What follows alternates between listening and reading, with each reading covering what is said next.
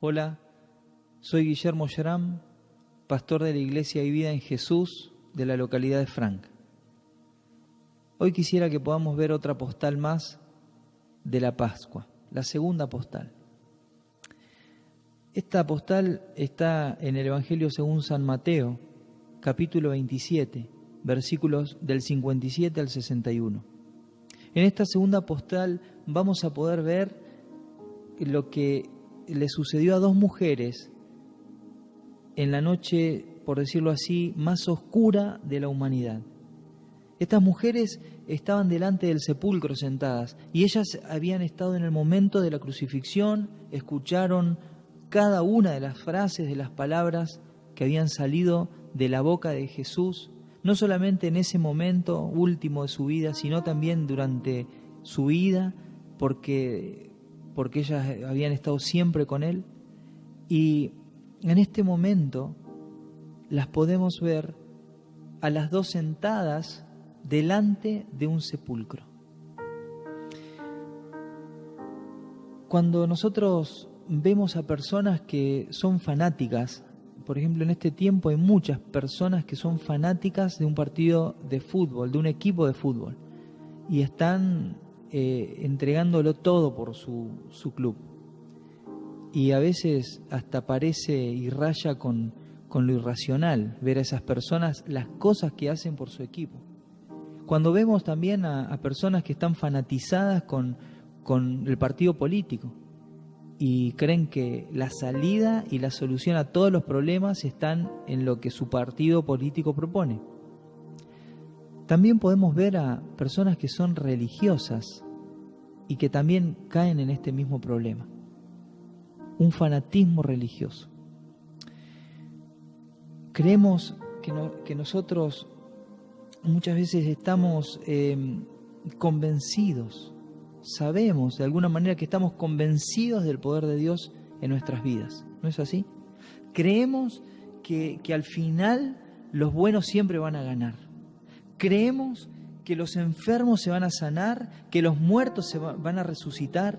Creemos todas estas cosas, pero ante un simple dolor de cabeza tomamos un ibuprofeno.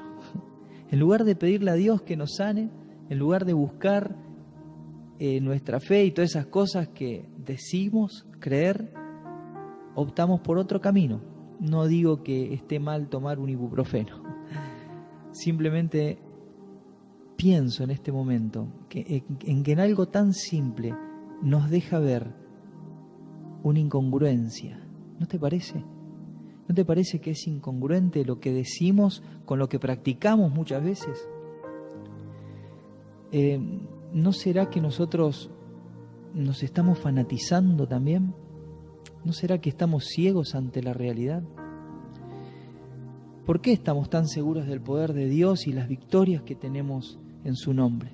Y si al final no hay victoria, y si todo lo que creímos no sirvió de nada, sabes que la postal de Pascua que quiero mostrarte hoy va a contestar muchas dudas, muchas preguntas, tal vez que, por decirlo así, yacen en el sótano de nuestra fe. Vamos entonces a la página más oscura de la Biblia, a mi entender. Vamos a ese momento más oscuro de la historia de la humanidad.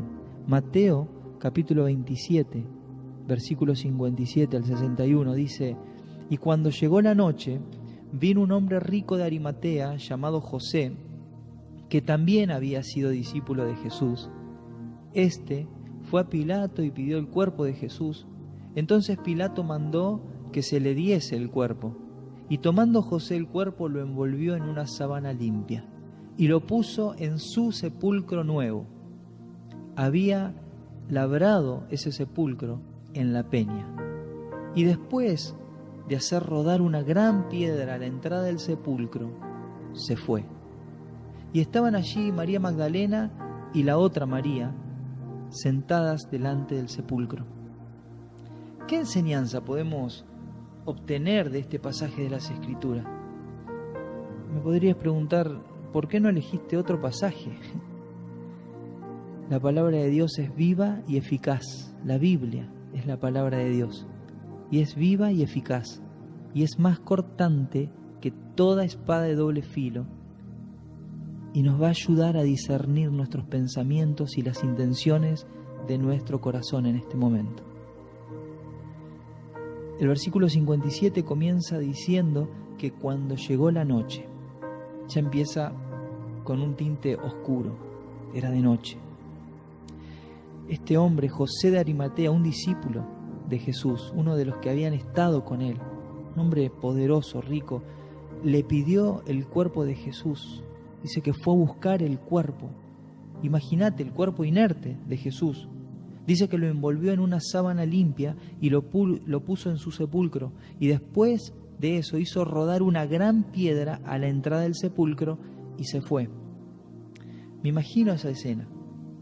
Para colmo, ahí sentadas estaban María Magdalena y la otra María, dice el relato de Mateo, pero podemos entender por el Evangelio de Marcos, creo, que esa María era la madre de José. Entonces estas dos mujeres estaban allí sentadas y me imagino el cuadro. Pensá, estas mujeres habían seguido a Jesús, le vieron haciendo milagros, lo vieron diciendo que Él era el Hijo de Dios, y ahora estaban allí sentadas las dos delante del sepulcro, después de haber visto ese cuerpo que ha sido bajado de la cruz, todo roto, y viendo cómo simplemente no podía hacer nada ese Jesús tan poderoso, porque había quedado todo reducido en un cuerpo inerte, en la muerte. Antes que nada, quiero decirte que si tu fe no está en Jesús, no está en absolutamente nada que te pueda salvar. Por eso, si vas a cantar gloria, asegúrate antes de tener la victoria. Como dice el refrán, ¿no? No cantes gloria hasta el fin de la victoria. Esta noche tan negra, tan dolorosa, tan llena de preguntas sin respuesta, creo que aún estas dos mujeres podrían estar escuchando resonar en los recuerdos mentales el eco de las últimas palabras de Jesús. ¡Consumado es! Pienso que aunque no podían entender ese momento, ese fue el grito de gloria del Hijo de Dios allí en la cruz. ¿Por qué? Porque Él había cumplido con la voluntad del Padre. Él había hecho lo que el Padre le pidió. La obra se había concluido, había llegado a su fin. El tiempo fue el tiempo justo en el que Dios vino a esta tierra, en el que Jesucristo se hizo hombre y se había cumplido el tiempo perfecto de Dios. Ese templo, que era el cuerpo de Cristo, había sido derribado y en solo 3 días se estaba reconstruyendo uno nuevo. Por otro lado, también podemos ver que en el templo de Jerusalén, donde ellos hacían sus sacrificios y donde tenían un lugar que separaba el común de la gente con la presencia de Dios, en ese lugar había un velo, una cortina de aproximadamente 12 centímetros de ancho.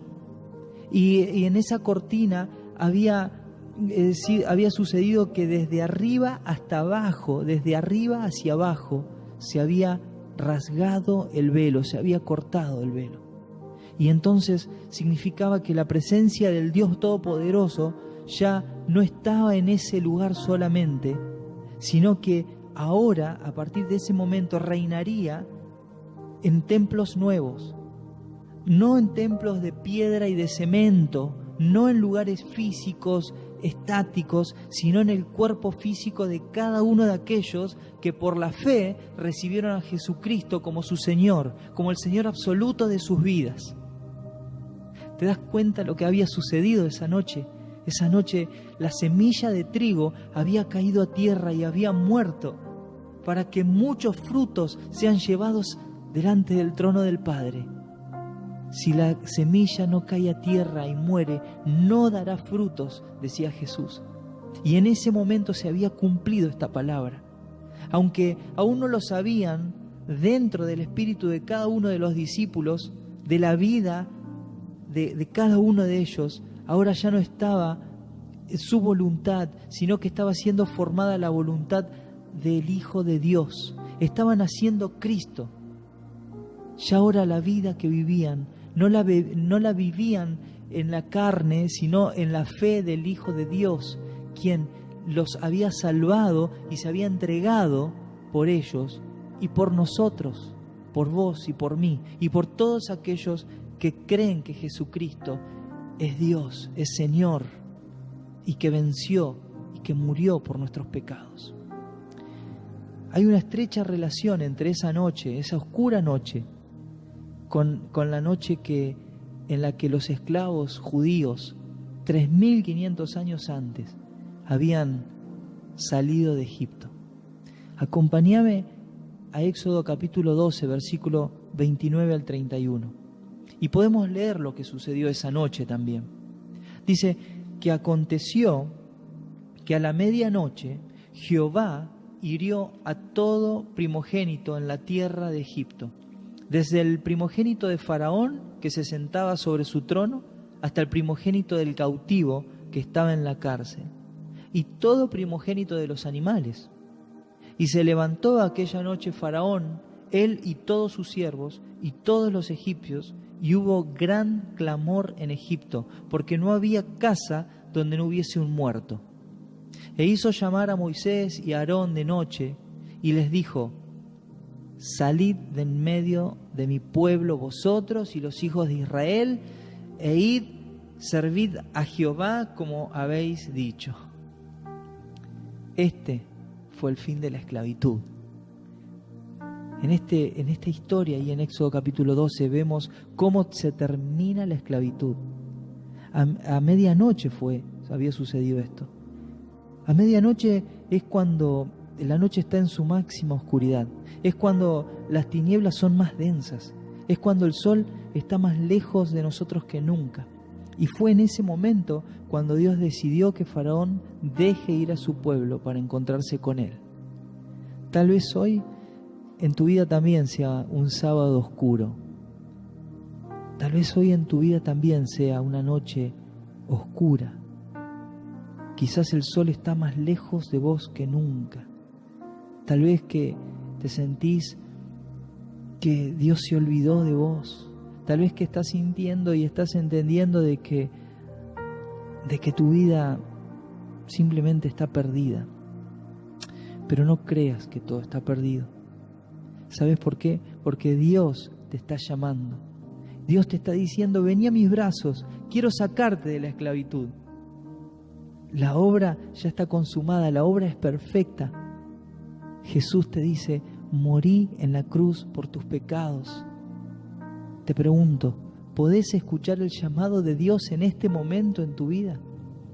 ¿Sabes que hay personas que no pueden creer, no pueden aceptar la realidad porque la confundieron con fanatismo? Piensan que esto es un fanatismo.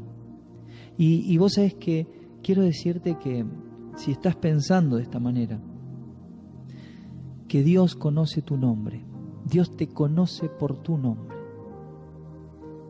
Cada uno de nosotros tiene un nombre único y diferente, y Dios lo conoce a ese nombre. Dice la Biblia que a cada estrella Él llama por su nombre, y también a cada uno de nosotros nos puso un nombre único, y ese nombre es precioso para Él. Mira, el doctor en matemáticas John Lennox, que es científico de la Universidad de Oxford, en una de las charlas a sus estudiantes mencionó que el cuerpo humano está compuesto por 1 trillón de células. 1 trillón de células tiene cada cuerpo humano.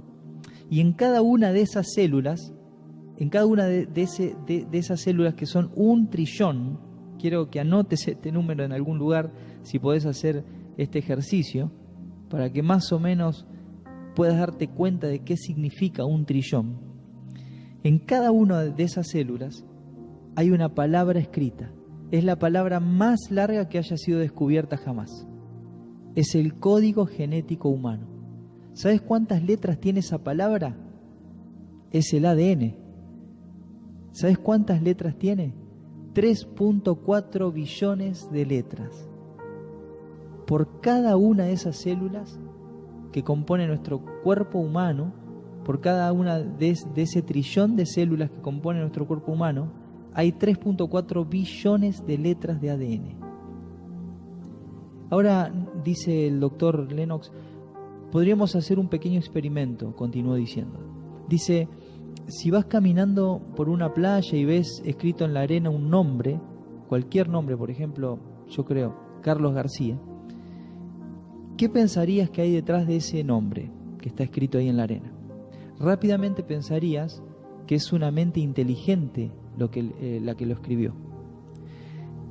Solamente con ver 10 o 12 letras escritas en la arena, inmediatamente te das cuenta que hay una mente inteligente detrás de eso. Sería imposible que lo haya escrito algo o alguien que no sea inteligente.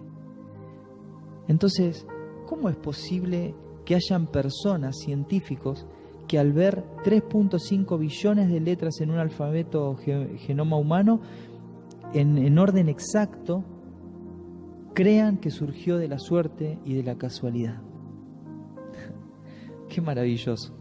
Te invito a que puedas, si tenés tiempo, leer algo de este magnífico doctor, que por cierto es cristiano, obviamente. ¿Sabes que Génesis capítulo 1 dice que en el principio era la palabra y todas las cosas por él fueron hechas?